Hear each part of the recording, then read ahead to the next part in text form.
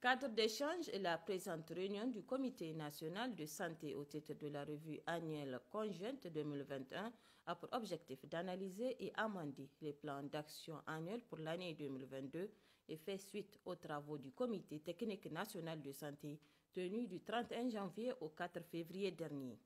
Une occasion saisie par le chef de file des partenaires techniques et financiers pour renouveler leur engagement à accompagner le Niger dans sa politique de santé.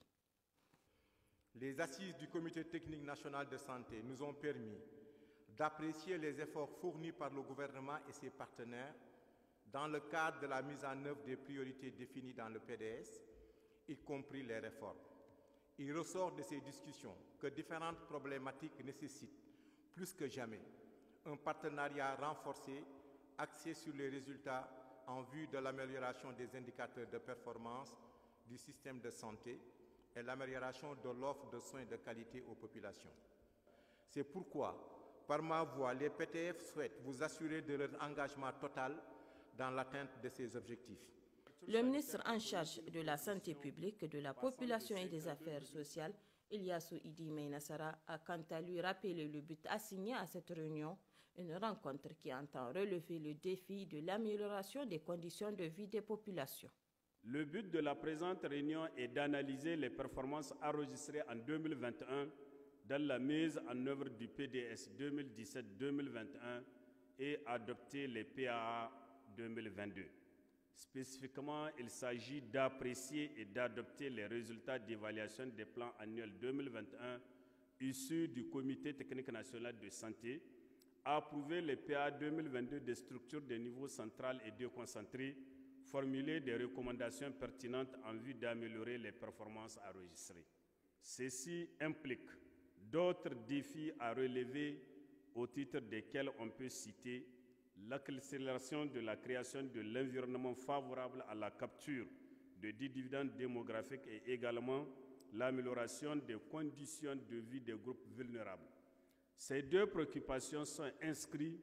en bonne place dans le programme de la Renaissance, acte 3 de son Excellence Bazoum Mohamed, président de la République, chef de l'État. Au terme des travaux d'une journée, plusieurs recommandations et résolutions ont été formulées, dont entre autres assurer le suivi de l'utilisation de la plateforme DHIS2 à tous les niveaux, poursuivre la dotation de différentes structures sanitaires à moyens roulants adéquats, poursuivre le recrutement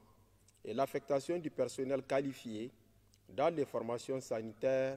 en donnant priorité aux contractuels de collectivité, construire,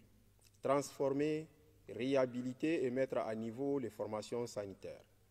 renforcer les plateaux techniques de différentes structures sanitaires, continuer le plaidoyer pour la libération à temps de la subvention de l'État et le paiement des factures de gratuité de soins et de prise en charge des agents de l'État, approvisionner toutes les structures sanitaires en médicaments essentiels génériques, en vaccins, produits sanguins, consommables, réactifs et intrants nutritionnels. À l'issue de la réunion du Comité national de santé au titre de la revue conjointe 2021, une résolution a été rendue publique. Considérant le texte sur le transfert des compétences et des ressources aux collectivités territoriales dans le domaine de la santé, considérant le rôle majeur que jouent les collectivités territoriales et les responsables de santé s'engagent à respecter la loi relative au transfert de compétences par la création de l'environnement favorable